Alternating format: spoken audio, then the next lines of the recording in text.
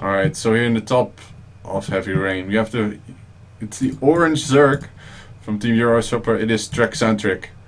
And his Protoss opponent from Team... What team was it again? Candydragons? Yes, he is the green Protoss Blacksmith.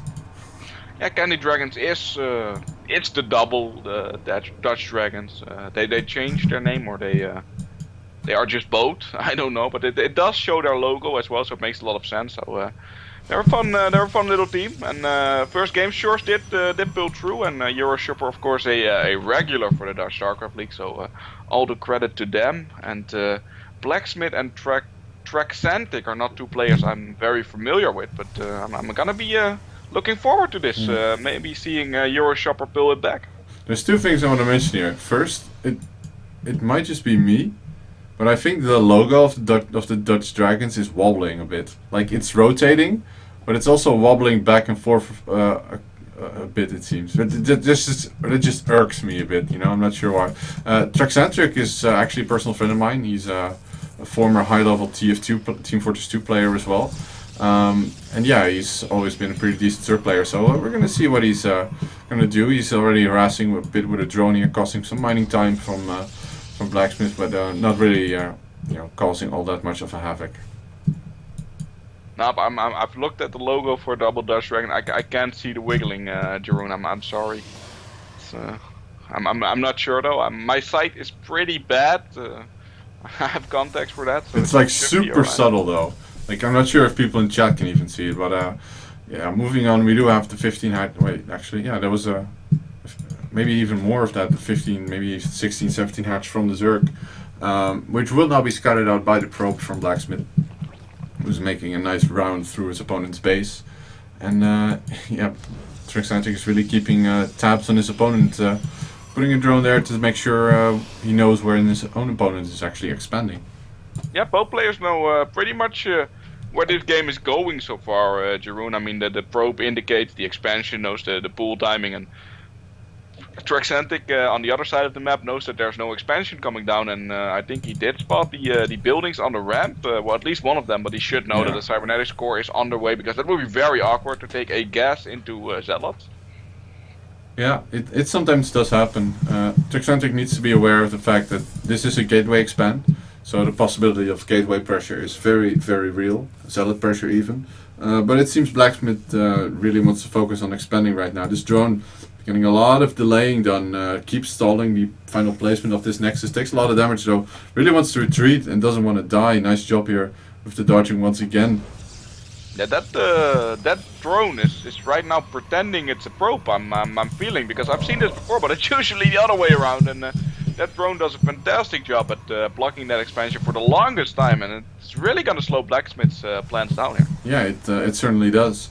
Blacksmith does have his mothership core on the way and should be making his first actual tech choice rather soon. He's still on one gas, so I don't think this will be a very early committal to tech. And oh, actually, he goes on a Robobait at the 5-minute mark. That's quite early. As well as a Forge, so this might very well be an Immortal Sentry build, I feel.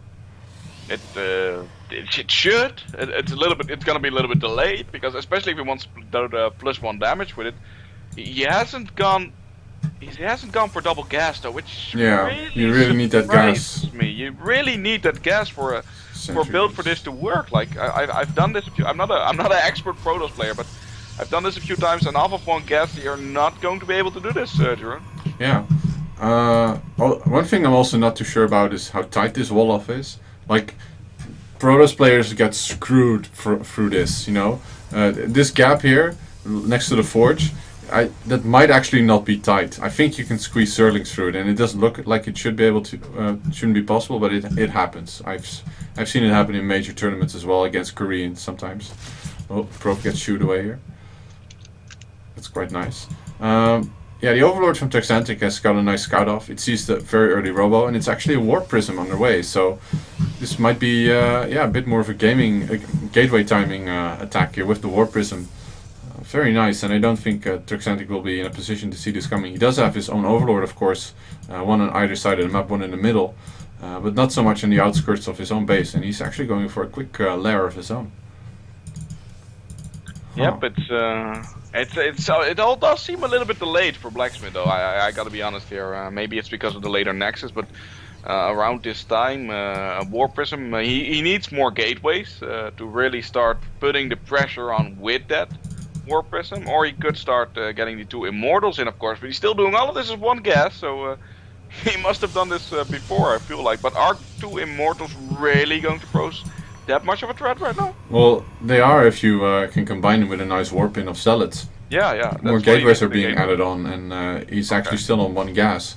So this will be a War Prism attack with double Immortal combined with a lot of Zealots. Oh, so many gateways being added on. This is, yeah, I think this is a build that Naniwa used a lot because it's just such an effective build.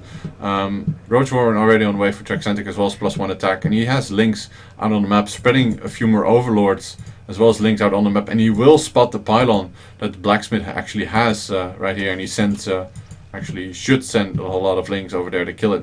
There we go. And the Mothership Core moves out with the War Prism, but the War Prism is moving ever so slightly close to... No, it doesn't get spotted just yet.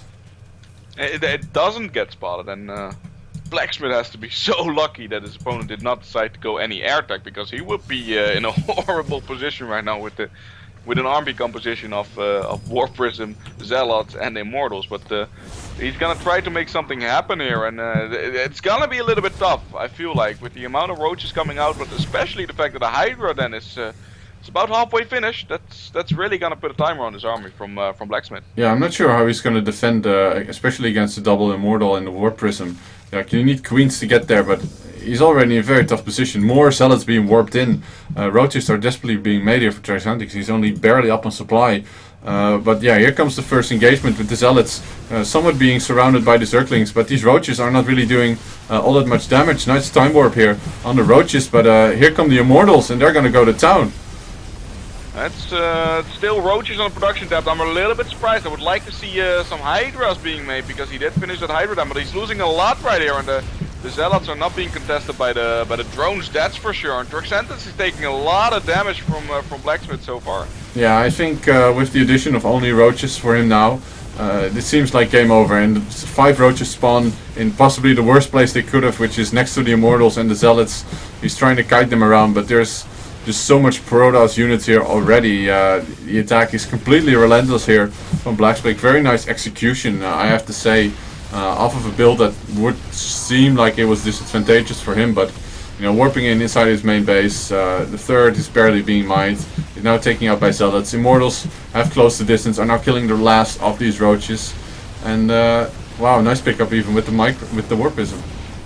Yeah, this went a lot better than I had anticipated, especially with the little bit of a wonky 1 gas build that it seemed to me, but it worked out. He actually had this planned because he just had enough gas just to make the 2 Immortals, and the rest is just Zealots through. So he actually he planned this build out very much so, and it's working for him here. He's got this game in the pocket, and it looks like your friend Traxantic, he doesn't have enough to bring it to the table in this game. Yeah, Traxantic getting absolutely wrecked by this build, lost both his main and his base, and GG is finally called, and well, Blacksmith takes this game in very convincing fashion.